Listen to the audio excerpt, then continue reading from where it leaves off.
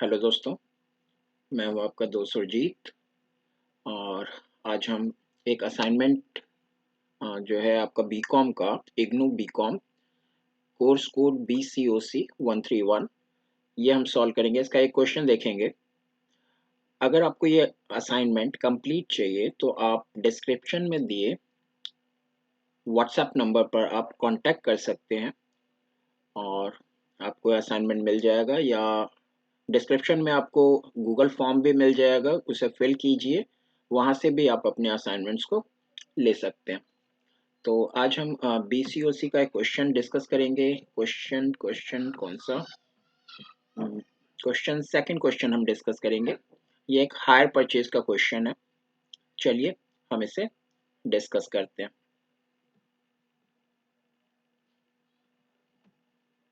ये है क्वेश्चन आपका सेकंड, असाइनमेंट का सेकंड क्वेश्चन है ये। और ये क्वेश्चन है आपका फाइनेंशियल अकाउंटिंग BCOC 131 का, और हायर परचेज से रिलेटेड ये क्वेश्चन है। देखते हैं क्वेश्चन में कुछ इन्फॉर्मेशन मैंने पहले से लिखा हुआ है, देख लेते हैं ये इन्फॉर्मेशन है क्या। सबसे पहली बात वो कह रहा है 1 अप्रैल को 2016 को 1 अप्रैल 2016 को एक ट्रांजैक्शन हुआ बिटवीन चौधरी हरपाल चौधरी और दूसरे जो हैं हमारे वो इसको लिमिटेड। क्या है ये? क्वेश्चन में कह रहा है April 2016 Chaudhary Harpal Singh purchase a tractor. उसने एक परचेज किया है, एक ट्रैक्टर परचेज किया है, ठीक। और जिसका कैश प्राइस जो था 2,20,000 था, लेकिन ये जो कैश में नहीं परचेज किया, ये हायर परचेज सिस्टम में परचेज किया है उसने। अगर कैश पेमेंट हम कर देते हैं तो 2,20,000 हमें देना पड़ेगा, लेकिन उन्होंने कैश परचेज नहीं किया, ये हायर परचेज सिस्टम में परचेज किया है, ठीक। तो सबसे पहली बात, कुछ बेसिक टर्म्स हैं जो आपको पता होने बहुत ज़रूरी हैं। हरपाल हरपाल सिंह जो हैं, इन्होंने असेट को परचेज किया, ट्रैक्टर परचेज किया, तो इन्हें हायर परचेजर कहा जाएगा और सेल करने वाले को हायर वेंडर कहा जाएगा। तो यहाँ पे परचेज किसने किया? हरपाल सिंह ने, वो हायर परचेजर है। बेचा किसने? स्कॉट लिमिटेड ने, तो वो हमारे पास कौन है? हायर वेंडर है, ठीक। ये ट्रांजैक्शन हुआ 1 अप्रैल 2016 को और ट्रैक्टर का कैश प्राइस 2,20,000 था। यहाँ तक की जानकारी हमने देखा है। आगे देखते हैं क्या है।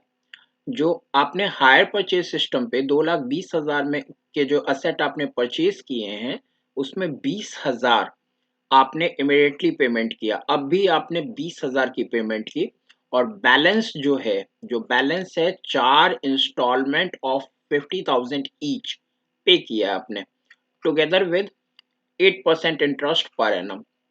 देखिए, जो ट्रैक्टर है उसका कैश प्राइस था 2,20,000। मतलब अगर आप सबके सब पेमेंट अभी कर दें तो आपको 2,20,000 देने पड़ेंगे, लेकिन आपने डाउन पेमेंट 20,000 दिया और जो बैलेंस बचा, बैलेंस कितना बचा? 2,20,000 में आपने 20,000 की पेमेंट अभी कर दी, बचा कितना? 2,00,000। ये जो बैलेंस है आपने इंटरेस्ट के साथ 4 इंस्टॉलमेंट में पे किया है, ठीक। तो अगर 2,00,000 को आप 4 इंस्टॉलमेंट में पे करते हैं तो आपको 50,000 का आपको एक इंस्टॉलमेंट पे करना पड़ेगा। तो आपने एक इंस्टॉलमेंट 50,000 प्लस जो भी इंटरेस्ट बनता है उसके साथ आपने इंस्टॉलमेंट बना के 4 इंस्टॉलमेंट में पेमेंट कर दिया है, ठीक। तो क्वेश्चन में देखते हैं मतलब जो भी है जानकारी। पहले तो मैं एक टाइमलाइन बना रहा हूँ यहाँ पे। तो 1 अप्रैल 2016 को हमने बाय किया है और 4 इंस्टॉलमेंट बनाना है। तो पहला इंस्टॉलमेंट हमारा ड्यू कब होगा? 31 मार्च 2017। दूसरा इंस्टॉलमेंट ड्यू होगा 31 मार्च 2018। तीसरा इंस्टॉलमेंट ड्यू होगा 31 मार्च 2019 और नेक्स्ट इंस्टॉलमेंट, आखिरी इंस्टॉलमेंट ड्यू होगा 31 मार्च 2020। तो ये 4 डेट हैं हमारे पास, 5 डेट इंपॉर्टेंट डेट है। तो इन्फॉर्म जानकारी और लिखने की कोशिश हम करते हैं क्या क्या है। जो कैश प्राइस है असेट का वो 2,20,000 है अभी का, ठीक। और डाउन पेमेंट है 20,000 है। ये दोनों ही कब हुआ? ये अप्रैल 2016 को हुआ। ये जानकारी मैंने लिख लिया। आगे देखते हैं क्वेश्चन में क्या कह रहा है। डेप्रिशिएशन का 10% रेट है, डेप्रिशिएशन 10% पर एनम है। मेथड क्या है, मेथड है written down value, written down value method है। और Harpal Singh paid 2 instalments and fail to pay the third instalment, मतलब उसने पहला इंस्टॉलमेंट पे कर दिया, फर्स्ट इंस्टॉलमेंट उसने पे कर दिया, सेकंड इंस्टॉलमेंट भी पे कर दिया, और थर्ड पे फेल हो गया, वो थर्ड इंस्टॉलमेंट पे फेल हो गया। आगे क्वेश्चन में क्या है रहा, जो वेंडर था took away the tractor by paying him 90,000 in cash, 90,000 cash दे के और ट्रैक्टर लेके चला गया। ठीक है, देखते हैं उसे आगे क्वेश्चन में आएगा। तो उसके बाद कह रहे हैं नेसेसरी लेजर बनाना है, बुक किसकी लेनी है, हरपाल सिंह की। हरपाल सिंह यानी हायर परचेजर के बुक में कौन कौन से लेजर बनेंगे ये बनाने हमें। तो हमें रिक्वायर्ड क्या है, हमें रिक्वायर्ड क्या है, हमें रिक्वायर्ड है बुक्स ऑफ हरपाल। तो हरपाल के बुक में कौन कौन से नेसेसरी लेजर बनते हैं। मेनली 2 लेजर इसके अकाउंट में बनते हैं, बनने के लिए और भी हैं बट मेनली 2 बनते हैं। एक तो जो हरपाल है वो परचेजर है, वो परचेज कर रहा है तो ट्रैक्टर इसके पास आ रहा है, तो एक तो ट्रैक्टर अकाउंट बनाएगा ये, और दूसरा हायर वेंडर अकाउंट बनाएगा। वेंडर है कौन, वेंडर यहाँ पे स्कॉट है, तो इन दोनों की बुक्स बनाएगा ये। तो एक तो ट्रैक्टर अकाउंट बनाएगा और दूसरा हायर वेंडर अकाउंट बनाएगा। तो ये 2 बेसिकली अकाउंट आपको बनाने हैं। तो यहाँ पर एक बात आपको समझना बहुत ज़रूरी है कि जब भी आप हायर वेंडर बनाते हो तो आपको इंटरेस्ट की कैलकुलेशन भी करनी होगी, कैलकुलेशन ऑफ इंटरेस्ट। तो सबसे पहला काम तो यही है कि आप इंटरेस्ट की कैलकुलेशन कर लो, उसके बाद हम लेजर्स बनाएंगे।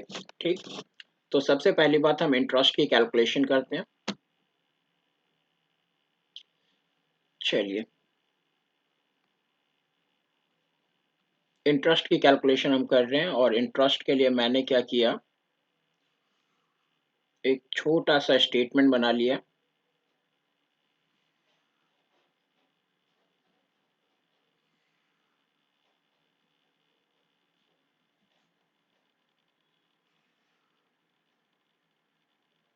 वर्किंग नोट ही है ये, ज़्यादा कुछ है नहीं। एक मैं डेट का कॉलम भी बना लेता हूँ। ठीक, एज सच कोई इसका फॉर्मेट नहीं है, बस अपनी सुविधा के लिए मैं ऐसा कर रहा हूँ। यहाँ पे मैं डेट लिखूंगा, यहाँ पे पर्टिकुलर, और यहाँ पे जो भी अमाउंट है उनकी जानकारी होगी।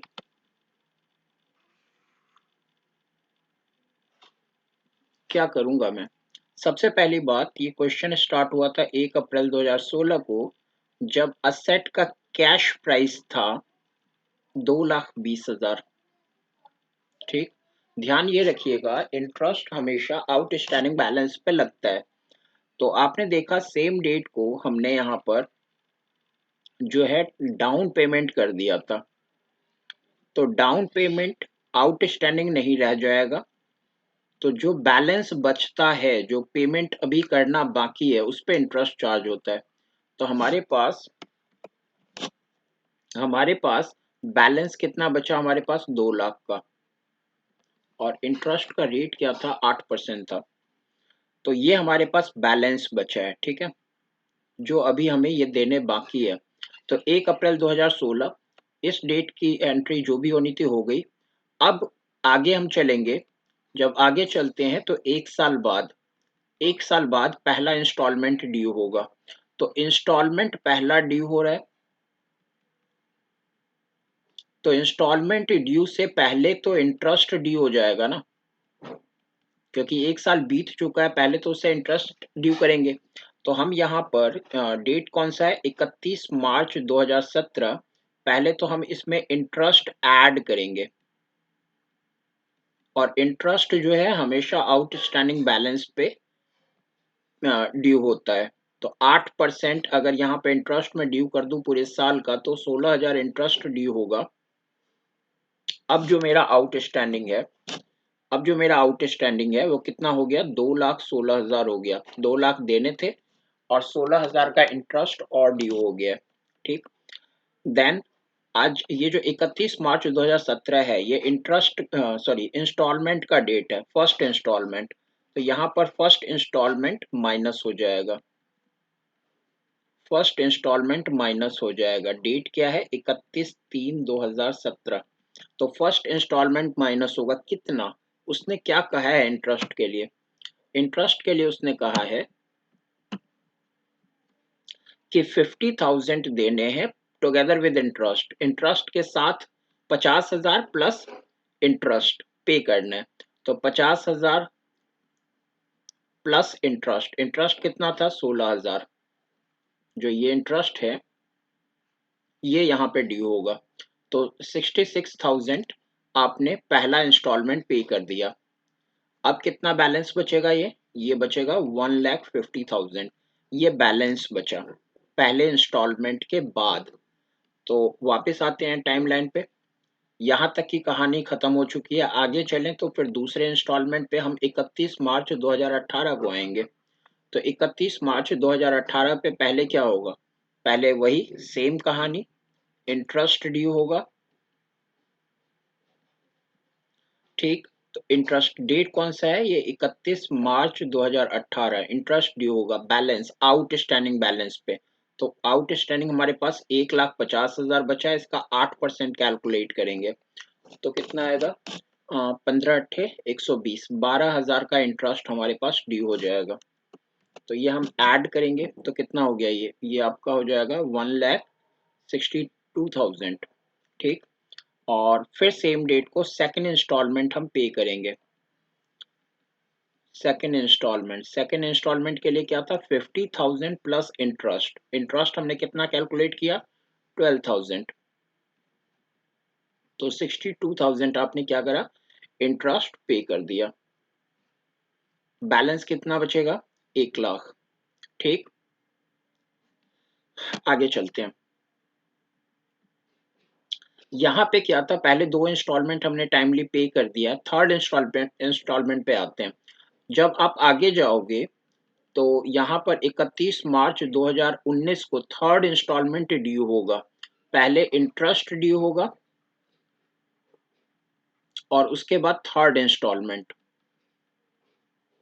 ठीक। तो पहले इंटरेस्ट आप ड्यू कर दो और उसके बाद वो कह रहा है थर्ड इंस्टॉलमेंट पे वो फेल हो गया, थर्ड इंस्टॉलमेंट उसने पे नहीं किया। तो इसका मतलब यहाँ पे हम 31 मार्च 2019 को पहले तो इंटरेस्ट ड्यू करेंगे। बैलेंस है 1,00,000, बैलेंस 1,00,000 है और इसका 8% ड्यू होगा। यानी 8,000 इंटरेस्ट आपने ड्यू किया, लेकिन यहाँ पे थर्ड इंस्टॉलमेंट की पेमेंट नहीं होगी क्योंकि उसने कहा कि थर्ड इंस्टॉलमेंट में वो फेल हो गया है। तो ये हमारे पास बैलेंस रह जाएगा जो पेबल है, ये रह जाएगा हमारे पास बैलेंस पेबल। ठीक। इतने रुपए देने बाकी रह जाएंगे। तो ये हमारा जो ये जो स्टेटमेंट बना था, ये जो स्टेटमेंट हमने बनाया है, ये स्टेटमेंट क्या है, ये कैलकुलेशन ऑफ इंटरेस्ट है, कैलकुलेशन ऑफ स्टेटमेंट इंटरेस्ट है। जरूरी नहीं आप स्टेटमेंट बना के करें, आप सिंपल तरीके से आप कैलकुलेशन कर सकते हैं। मेथड यही है कैलकुलेशन करने का, वो ध्यान रखिएगा आप। अब वापस आते हैं क्वेश्चन पे। हमारा इंटरेस्ट का कैलकुलेशन हो चुका है और हमें जो अकाउंट बनाना था, एक हमें ट्रैक्टर अकाउंट बनाना था हरपाल की बुक में और एक हायर वेंडर अकाउंट बनाना था। तो ये दोनों अकाउंट बना लेते हैं। इसके लिए जरूरी क्या है, डेप्रिसिएशन का रेट 10% है, रिटर्न डाउन वैल्यू मेथड से।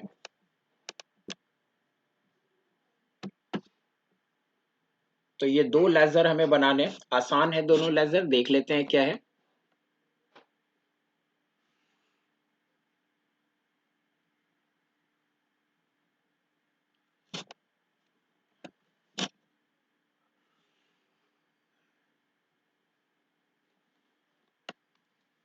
थोड़ा सा स्पेस में ऊपर रख लेता हूँ अपने लिए।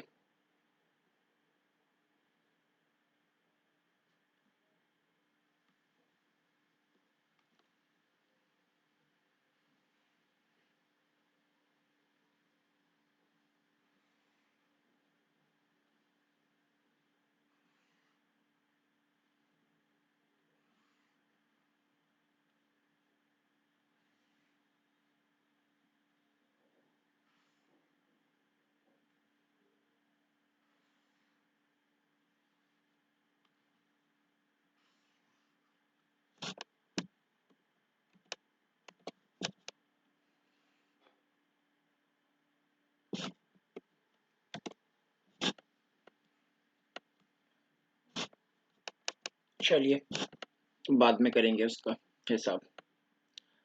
ये हम क्या कर रहे हैं,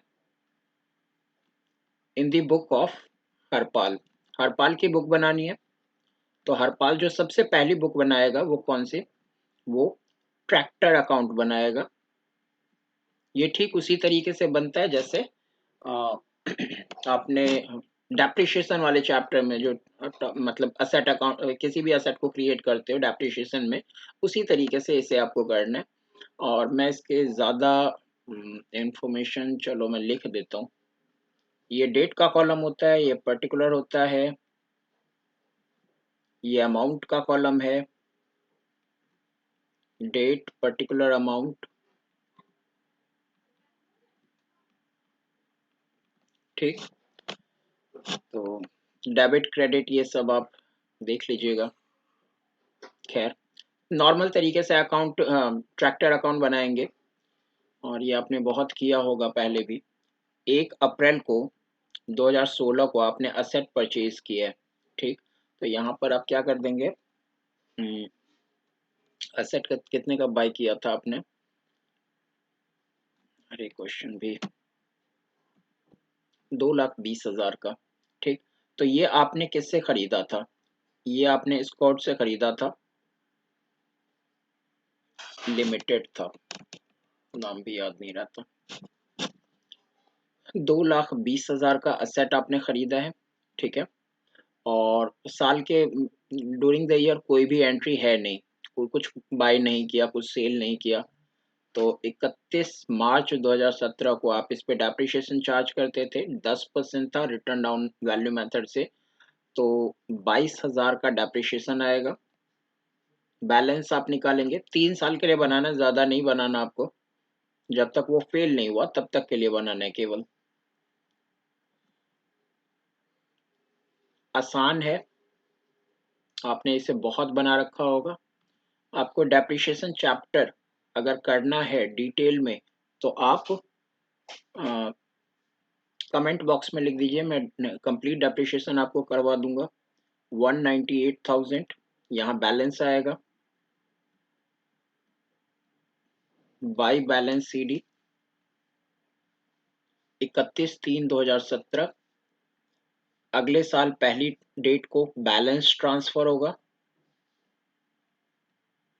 बैलेंस बी डी 198,000, ठीक।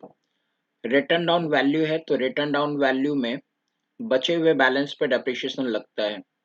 तो यहाँ पर आएगा बाई डेप्रिशिएशन, बैलेंस कितना बचा हुआ है, बैलेंस हमारे पास 198 बचा हुआ है, इसका 10% निकालेंगे तो 19,800। उसके बाद फिर से आप बैलेंस कैलकुलेट करेंगे,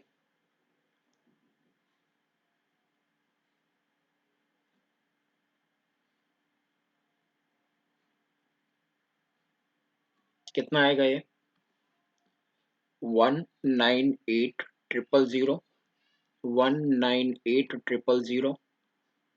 बैलेंस कैलकुलेट करेंगे, balance c D 31/3/2019।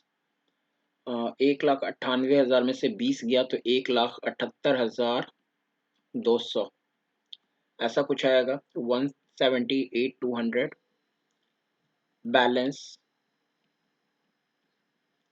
B D 1 अप्रैल 2019 को। उसके बाद तीसरे इंस्टॉलमेंट तो कोई प्रॉब्लम नहीं थी, 3 साल तक हम नॉर्मल डेप्रिसिएशन चार्ज करते रहेंगे। इसका 10% कितना हो जाएगा, 17,820। ठीक। अब यहाँ पर आप बैलेंस सीडी नहीं निकालोगे।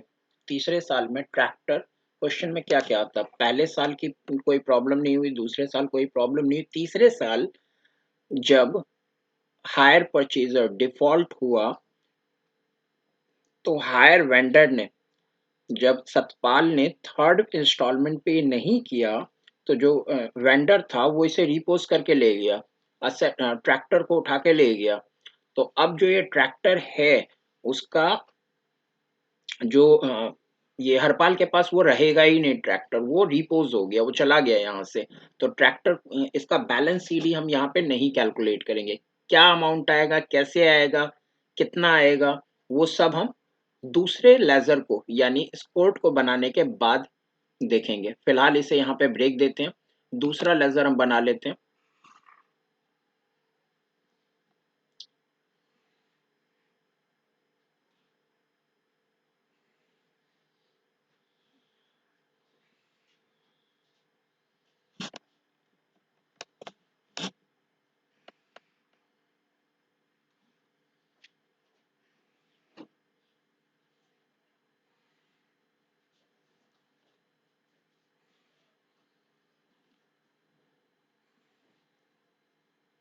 ये हरपाल की बुक में ही ये भी लेजर बन रहा है।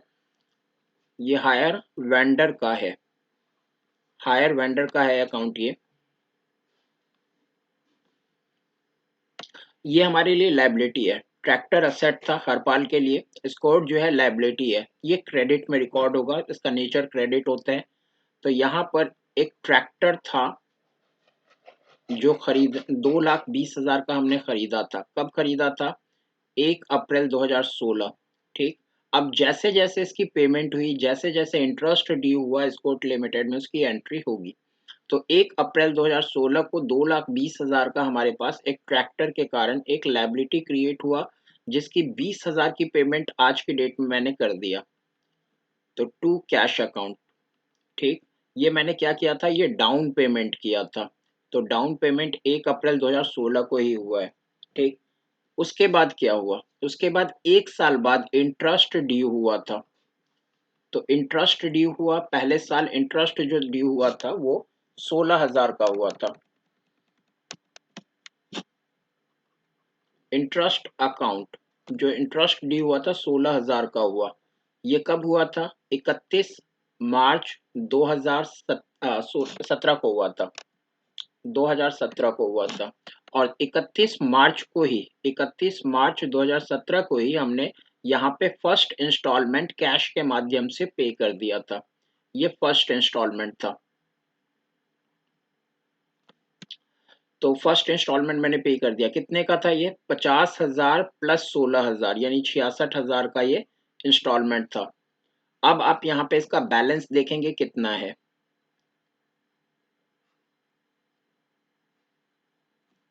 इस असेट का बैलेंस कितना बचा हुआ है, ये आपके पास हो जाएगा 632,002,36,000। बैलेंस इसका 1,50,000 आएगा। इसके लिए आपको बहुत ज़्यादा सोचने की ज़रूरत नहीं है। आपने इंटरेस्ट की कैलकुलेशन जो जो आपने कैलकुलेशन ऑफ इंटरेस्ट किया था वहाँ से आपको ये सब बैलेंस मिल जाएगा। मैं आपको एक बार दिखा देता हूँ। ये बैलेंस सीडी है।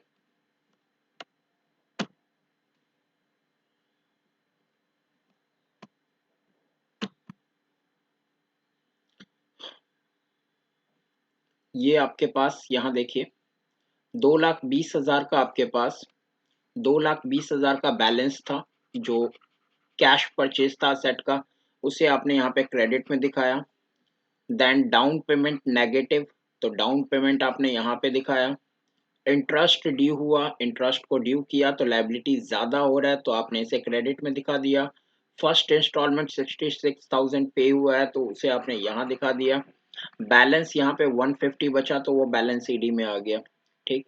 तो आप चाहें तो नॉर्मल जैसे लेजर बनाते हैं उस तरीके से बना सकते हैं, नहीं तो आप जो कैलकुलेशन ऑफ इंटरेस्ट है उसकी उसकी सहायता भी ले सकते हैं। अब 150 जो है वो आपका बैलेंस बचा हुआ है, तो इसे आप लिख देंगे बाई बैलेंस बीडी।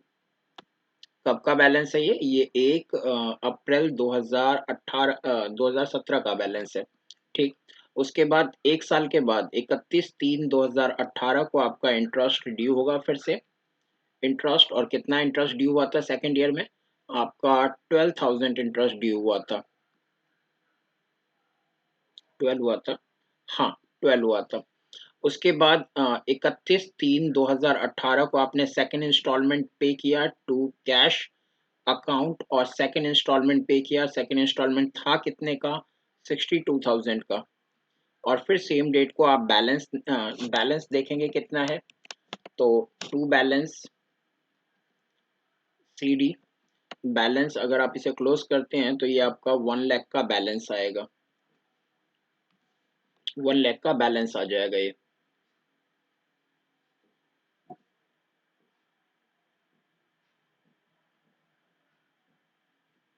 तो ये आपके पास कितना आ गया? 162,000।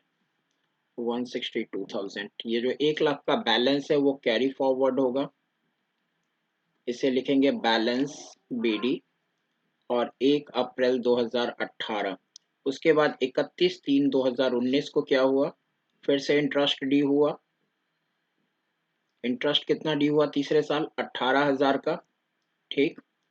और इंटरेस्ट ड्यू होने के बाद क्या हुआ? वो बाउंस कर गया, वो फेल हो गया। ठीक। तो जैसे ही ये यहाँ पे फेल होगा, 1,08,000 अभी आउटस्टैंडिंग है, इतना पे करना बाकी है।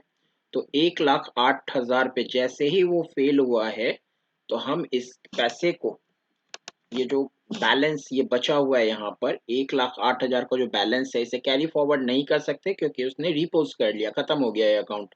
तो इसे हम ट्रांसफर कर देंगे कहाँ पे? ये जो बैलेंस बचा है इसे आप असेट में ट्रांसफर कर देंगे। असेट क्या है यहाँ पे? ट्रैक्टर है। ठीक। तो ये जो है बैलेंस, ये कहाँ आपने ट्रांसफर कर दिया? ये बैलेंस को आपने ट्रैक्टर में, यहाँ पे डेबिट में है तो इसके ट्रैक्टर के क्रेडिट में आ जाएगा ये। और क्या नाम होगा इसका? Escort limited. ठीक है। तो 31/3/2020 को ये बैलेंस यहाँ पर आ गया। तो आप escort limited higher vendor account ये क्लोज हो चुका है। अब इसका कोई रोल नहीं है। अब ट्रैक्टर पे वापस आ जाते हैं। तो क्वेश्चन में ये कह रहा था कि ट्रैक्टर अकाउंट के लिए 1 अप्रैल 2019 को हमारे पास 1,78,200 का बैलेंस था, जिसपे पूरे साल का हमने डेप्रिसिएशन लगाया, और जो ट्रैक्टर है ये रिपोज कर लिया गया है। और रिपोज करने के कारण आपका जो असेट है वो स्कॉट लिमिटेड के नाम पे 1,08,000 बैलेंस पे ट्रांसफर हो जाएगा। क्वेश्चन में एक और चीज कहा हुआ था उसने, देख लेते हैं।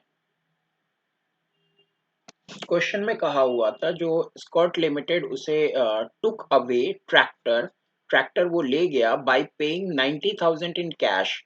तो 90,000 कैश में वो टेक ओवर करके ले गया।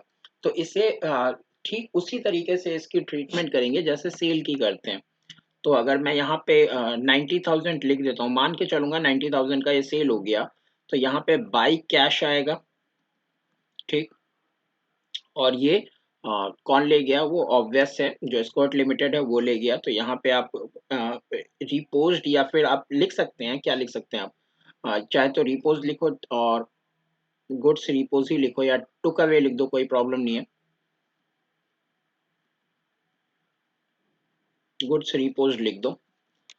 और बाकी और कोई एंट्री थी नहीं, तो आप इसे नॉर्मली क्लोज कर दीजिए जैसे करते हैं। जो भी बैलेंस आता है वो प्रॉफिट और लॉस में ट्रांसफर हो जाएगा। मैं इसे यहाँ से हटा देता हूँ। तो जो भी इसका बैलेंस होगा वो प्रॉफिट और लॉस में कंसीडर किया जाएगा। अब देख लेते हैं इसका बैलेंस कौन सा ज्यादा है कौन सा कम। 1,78, 1,898, ये ज्यादा, क्रेडिट वाला ज्यादा है। तो मैं एक कैलकुलेटर निकाल लूं पहले।